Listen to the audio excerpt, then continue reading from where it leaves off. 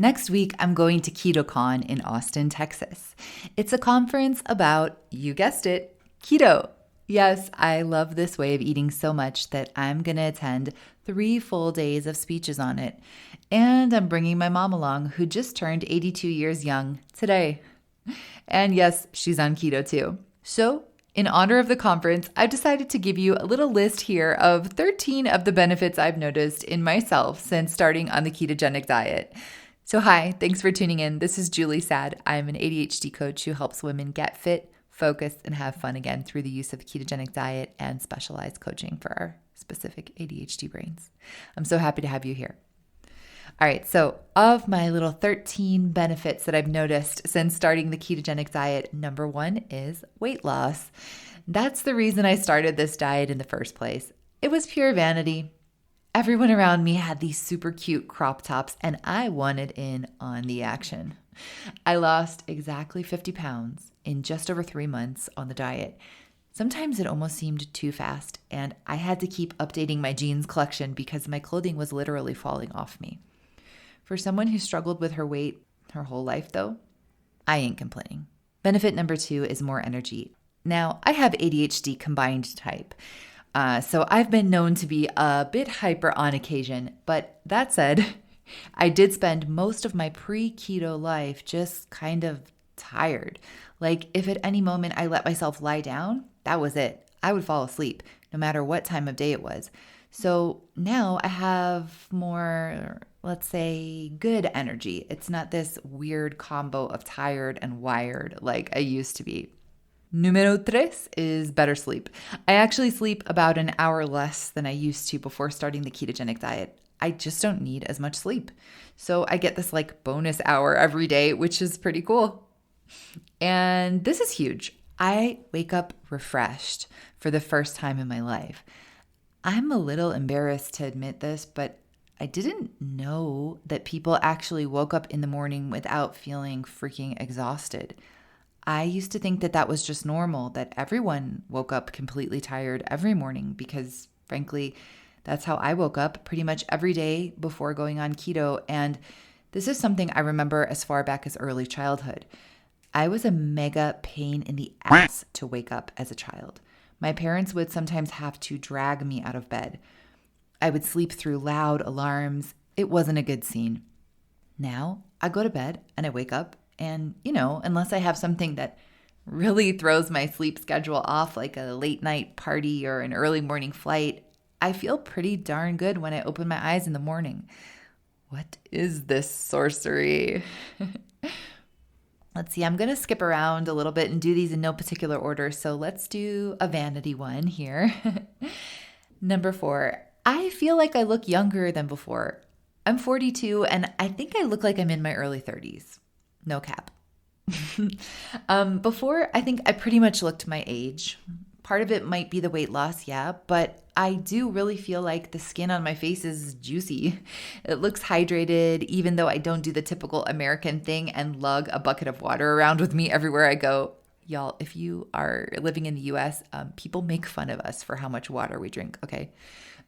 Stop it. Drink when you're thirsty.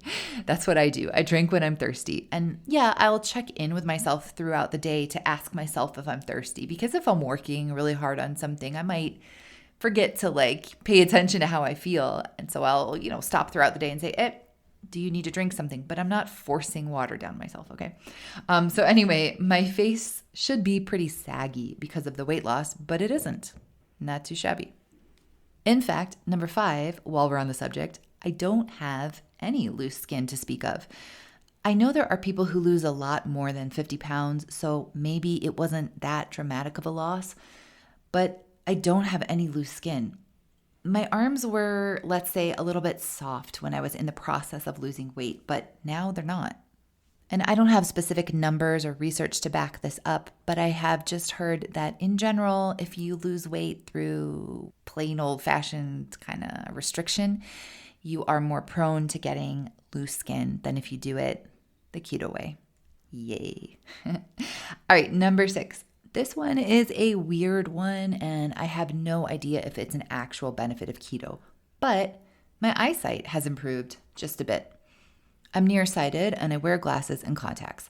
I'd had the same prescription since I was 14, but the last time I went to the eye doctor, he told me that my eyes were improving. Now, there is another possible cause of this, which is that because of the pandemic, I spent a lot of time at home and wasn't wearing my glasses or contacts all the time while in the house. So who knows, maybe this was the reason. Therefore, I'm not going to claim that keto can fix your eyes, and the improvement has not been dramatic. I still need my glasses if I want to drive or recognize anyone from more than a few feet away, but the number on my prescription is smaller. I would love to hear if anyone else has had a similar experience. So leave me a comment or email me, okay? All right, let's talk about a big one. Lucky number 7. My ADHD is, let's not say cured, but about 95% less intense than it used to be. This one is everything for me. Yeah, I love my crop tops, and that's why I started this whole keto diet thing. But the fact that I can sit down and start work when I want to now, the fact that I don't have this uncontrollable procrastination that just makes me do everything except what I need to until it's an absolute emergency anymore. The fact that I can have conversations with people without feeling my mind bouncing all over the place and feeling kind of unnecessarily self-conscious, not in this low self-esteem way, but just in this kind of paying attention to myself and the other person and the lighting and the people walking by and the conversation at the other table and the way my socks feel and that song that's also playing in the restaurant, which does not line up with a song that's playing in my head at the same time. You know what I mean. The fact that that doesn't happen all the time anymore is fantastic. And also the fact that I don't feel overwhelmed by my dysregulated emotions anymore, which is also an ADHD thing, even though not everyone talks about it since we tend to just hear about the attention stuff. Speaking of dysregulated emotions, cool thing number 8 that has happened to me since beginning the ketogenic diet is, while my ADHD is about 95% gone, my PMDD is 100%, absolutely no trace of that motherfucker gone, daddy gone. If you don't know what PMDD is, it's basically PMS on steroids. If you have it, usually about a week before you get your period, you just are an absolute mess. In my case, I was sad, frankly suicidal, although that's how my dad died, so I would never make my mom go through that twice, no matter how bad it got, but I thought about it a lot. I also was bloated, like puffed out, pregnant looking, even more tired than on my other days, with bad cramps and just not a nice person to be around. I would get in huge fights with my husband, usually for the absolute dumbest reasons imaginable, and would be screaming and crying and It was just a bad scene, and I knew in the back of my head that it was just my fucking hormones. But the feelings were real, and they were so intense. But now, I swear to God, I don't have any of that. I don't even have cramps. In fact, if I don't look at my period tracker app, I basically have no idea when I'm going to get my period now, which has led to the untimely demise of some very beautiful new underwear. TMI, I know. Meanwhile, I have noticed that according to my cycles, I have like good moods and then like really good moods when I'm most fertile, which makes sense. But the difference is small. It's no longer like being two different people depending on that time of the month. You know what I mean? All right, so let's do a less serious one next. Number 9 is I no longer worry all the fucking time about if I'm getting enough fiber. How often do we hear that? You need your fiber. Well, I used to believe this wholeheartedly. Guess what? I no longer believe it. I think the whole fiber thing is a farce, frankly. If you want to know more about this, I recommend Dr. Ken Berry's book, Lies My Doctor Told Me. It has an excellent explanation in there of why fiber is overrated and can even be damaging to some people. If you're eating lots of carbs, yeah, probably a good idea to get some fiber in there so you're not blasting yourself with some insane blood sugar spikes. I doubt anyone will disagree with me on that one. But if you're doing keto, your carbs will be very limited by definition, and the carbs you do have should be coming along with their naturally occurring fiber, so you don't even have to worry about it. If you're on carnivore, which is just keto without the plants, basically, you won't have any fiber at all in your diet, and that's fine too. Awesome benefit number 9.5 on keto is that I fart so much less than I used to. And this is because I'm not trying to consume enough fiber to build a straw hut out of, and also because of number 10. Number 10 is that I don't worry about getting a ton of vegetables anymore like I used to. I grew up in a house with a Lebanese father from Lebanon, and so we ate something very similar to the Mediterranean diet almost every day. But there was also a lot of the standard American diet stuff added in there too. By the way, people who tell you that the Mediterranean diet doesn't have a lot of meat in it are idiots, to use the technical term. It has meat in it, including red meat. If you don't believe me, go to the fucking Mediterranean and send me a postcard. Thank you. That said, along with the meat, we did eat a lot of vegetables at dinner time, usually raw ones, as is popular in Lebanese cuisine.